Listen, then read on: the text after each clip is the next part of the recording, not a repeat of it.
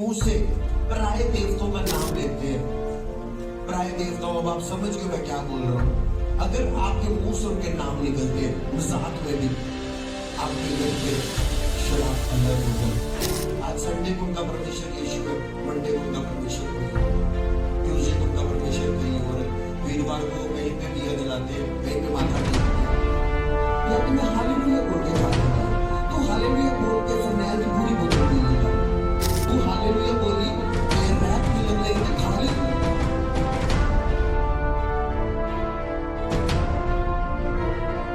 पहले मैं कुछ चीजें बताऊंगा जिससे वो ऑल्टर मजबूत होता है।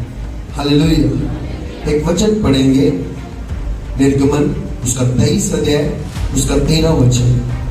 निर्गमन 23 अध्याय उसका 13 वचन।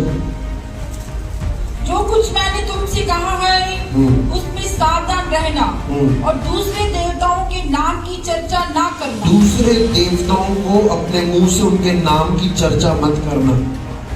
और वरन वे तुम्हारे मुंह से सुनाई भी ना दे। तेरे मुंह से सुनाई भी ना दे। दोबारा पढ़ेंगे इस 13 वचन को, ध्यान से देखें। जो कुछ मैंने तुमसे कहा है हाँ जी, उसमें सावधान रहना, उसमें अलर्ट रहना, सावधान रहना और दूसरे देवताओं के नाम की चर्चा ना करना। हाँ जी, वरन वे तुम्हारे मुंह से सुनाई भी ना दे। हाँ जी। जब भी हम अपने मुंह से पराये देवताओं का नाम लेते हैं, पराये देवताओं, अब आप समझ गए मैं क्या बोल रहा हूँ। अगर आपके मुंह से उनके नाम निकलते हैं, मजाक में भी आपके घर पे शराब अलग हो जाता है, आपकी वेदी और मजबूत हो जाती है। इसका 24 वचन पढ़े। उनके देवताओं को दंडवत ना करना, उनके देवताओं को दंडवत ना करना, और ना उनकी उपासना करना, ना उनकी उपासना करना, और ना उनके से काम करना। हाँ जी, वरन उन मूर्तों का पूरी रीति से सत्यानाश कर डालना, उन मूर्तों को पूरी रीति से सत्यानाश कर डालना, और उन लोगों की लाटों को टुकड़े टुकड़े कर देना। गिदोन ने क्या किया? जब उसको पता चला कि जब तक मेरे घर पे ऐसी जगह बनी रहेगी, ऐसी मूर्तें खड़ी रहेंगी जो खुदावन के वचन से बाहर है, तब तक मेरे ऊपर जितनी भविष्यवाणी हुई है, जितनी मेरे पे दुआ हो रही है, जितना मेरे पे ऑयल आ रहा है, लेहन आ रहा है, वो किसी काम का नहीं रहेगा। वो प्रोफेटिक वर्ड जो खुदावन मेरी लाइफ में करना चाहता है वो कभी काम नहीं करेगा यदि मेरे घर में पीढ़ियों का शराब काम करेगा। मेरे घर की बेटी मेरे को तंग करती रहेगी। इसने सबसे पहले गिदोन ने क्या किया?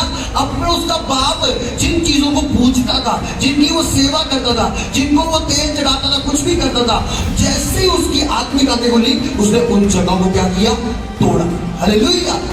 उनको वहां से उठाया। हाँ जी, दोबारा पहले 13 वचन पढ़ो, फिर 24 वचन पढ़ना। जब सुनो दोबारा। जो कुछ मैंने तुमसे कहा है हाँ जी, उसमें सावधान रहना, सावधान रहना, अलर्ट रहना, और दूसरे देवताओं के नाम की चर्चा ना करना। तेरे मुंह से उनके नाम तक नहीं निकलने चाहिए। हाँ जी, वरन वे तुम्हारे मुंह से सुनाई भी ना दे। वरन मैं तुम्हारे मुंह से सुनाई भी नहीं दे। उनके देवताओं को दंडवत ना करना, 24 वचन, उनके देवताओं को दंडवत नहीं करना, और ना उनकी उपासना करना, ना उनकी उपासना करना, और ना उनके से काम करना। हाँ जी, वरन उनकी मूर्तों का पूरी रीति से सत्यानाश कर डालना, हाँ जी, और उन लोगों की लाटों को टुकड़े टुकड़े कर देना। कैसा कर देना? टुकड़े टुकड़े कर देना। कुछ लोग आज वो जब संडे को है, यीशु मसीह उनका परमेश्वर है। अभी मासी फॉरेन से आ जाएगी, वो कहेगी आज पंजाब घूमन चलिए, फिर हम कहीं पे भी माथा टेकने चले जाते हैं। आज वहां पर चलते हैं। उन मासी को निराश तो ना करना है। मासी को कल सानू भी तो बुलाना है फॉरेन से। अगर असं ओदी गल नहीं मननी तो फिर कितना काम चलूगा। हालेलुया। आज संडे को उनका परमेश्वर यीशु है, मंडे को उनका परमेश्वर कोई और है, ट्यूसडे को उनका परमेश्वर कहीं और है, वीरवार को वो कहीं पे दिया जलाते हैं, कहीं पे माथा टेकते हैं। परमेश्वर कहता तेरा मुंह से दूसरे देवता का नाम तक नहीं सुनना चाहिए। उपासना तो बड़ी दूर की बात है। एक पास्टर था, वो बार बार अपने प्रचार में दूसरे देवताओं के नाम, उसको कैंसर हुआ, मर गया। कभी भी हम वचन के खिलाफ चल के आशीषित नहीं हो सकते। कभी भी हमारे मुंह से दूसरे देवताओं को, इस चर्च में किसी भी धर्म की बुराई नहीं होती। हम हर धर्म का आदर सत्कार करते हैं। हम पर अपनी बाइबल के खिलाफ नहीं जा सकते। बाइबल ऐसा कहती है, अगर तुम जो हम जिस भी धर्म में जाते हैं वो धर्म कहते हैं अपना धर्म मानना सीखो। क्रिश्चियनिटी धर्म नहीं है, धार्मिकता। पर अगर खुदा के पास आके हम एक पिता के नहीं हो सके तो हम दूसरे के कैसे सके हो जाएंगे? Hallelujah, hallelujah. सबसे पहली चीज जो हमारे घर पे हमारी वेदी और मजबूत करती है वो तब जब हमारे मुंह से दूसरे देवताओं का नाम निकलता है। प्यास लगी है जी, क्या हुआ? और लगी है शबील आज, चलो जी। जब भी हम रोटी बनाते हैं उस पर प्रेयर क्यों करते हैं? क्योंकि खून पसीने की कमाई को श्रापित किया गया था, इसलिए उसको ब्लेस किया जाता है ताकि वो ब्लेस हो। कहते हैं कहीं 12 में देखोगे पानी पे प्रार्थना करते हैं और वो पिलाया जाता है, लोग हील होते हैं। मतलब वो जो अनॉइंटिंग होती है वो ट्रांसफर होती है। प्रभु इस खाने को ब्लेस कर।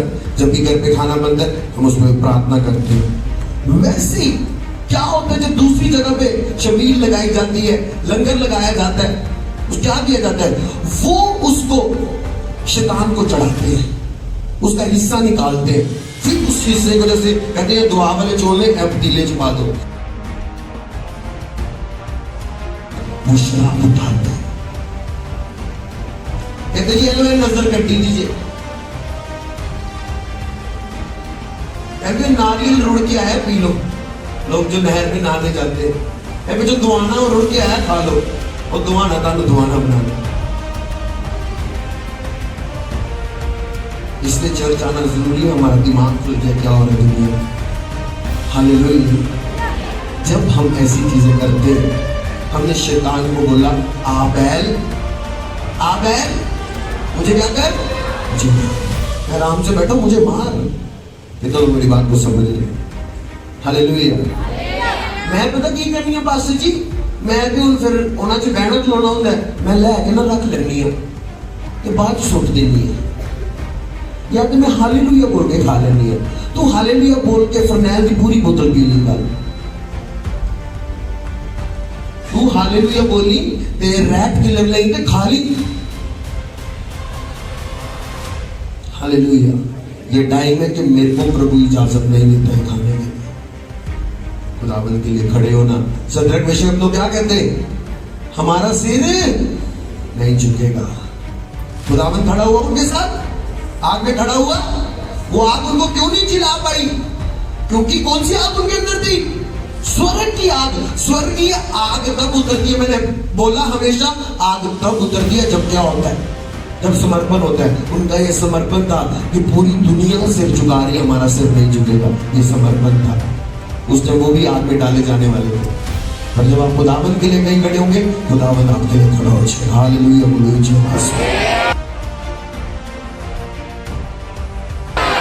आमीन आमीन।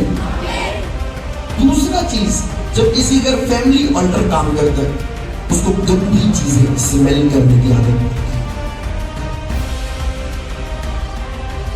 करेगा, अपने टॉयलेट को स्मेल करेगा, गंदी गंदी चीजों को स्मेल करेगा। ये शैतान की बीवी से होती है। Hallelujah hallelujah. आप देखो कई लोगों को हर चीज स्मेल करने की आदत है, हर चीज। ये प्योर शैतानी वेदी का निशान है उनके ऊपर। ये दुष्ट आत्मा का काम है। हालेलुया बोलो ऊंची आवाज में। हालेलुया बोलो ऊंची आवाज में।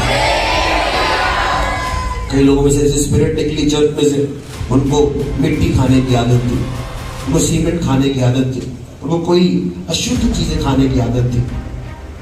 कितनी बारी हमने टेस्टमनी सुनी, ये व्यक्ति अपना टॉयलेट खाता था, चर्च आके खुदावंद उसको डिलीवर किए। ये स्पिरिट से जो फैमिली ऑल्टर से पारिवारिक शराबों से आती है। Hallelujah hallelujah. कहते हैं कि बच्चा माँ की गर्भ से ऐसा क्यों पैदा हुआ, ये ऐसा क्यों था, वैसा क्यों था। परमेश्वर देख नहीं रहा, वो परमेश्वर के कसूर नहीं है। वो माँ बाप ने जो ऑल्टर रखा है अपने घर, वही ऑल्टर ने उनको तंग किया। वो जिसकी सेवा कर रहे हैं, जिसकी वो उपासना कर रहे हैं, वही ऑल्टर उनके ऊपर आया। कितने मेरी बात को समझ। ओ जीसस, तारीफ करो परमेश्वर की। हालेलुया बोलो जी। आपके लाइफ में कार्य नहीं कर सकता जब तक उसको आपका समझौता चाहिए। आपका परमेश्वर ने एक व्यक्ति के पास आया, सूखे हाथ वाले के पास। उसने कहा क्या तू चंगा होना चाहता है? कहता हाँ। बता अपना हाथ क्या कर बड़ा। हाथ लाइफ में जबरदस्ती काम नहीं कर सकता, उसको आपकी कॉपरेशन की जरूरत है। हालेलुया। बाइबल कहती है जहां बाड़ा टूटेगा वहीं सर्प क्या करेगा? डसेगा। जहां वचन टूटता है सांप उधर ही डसता है, शैतान उधर ही डसता है। बहुत सारे बच्चे चर्च आते हैं, अपने माँ बाप का आदर नहीं करते और वचन को तोड़ते हैं और सर्प डसता है उनको, फिर वो उनकी बेटी उनको तंग करती है। हमारे YouTube चैनल को सब्सक्राइब करें ताकि आप परमेश्वर के गहरे भेदों को जान सकें कि कैसे आप परमेश्वर में बढ़ सकते हैं, कैसे आप दुष्ट आत्माओं से, नशों से, गरीबी से और वंशों के श्रापों से आजाद हो सकते हैं।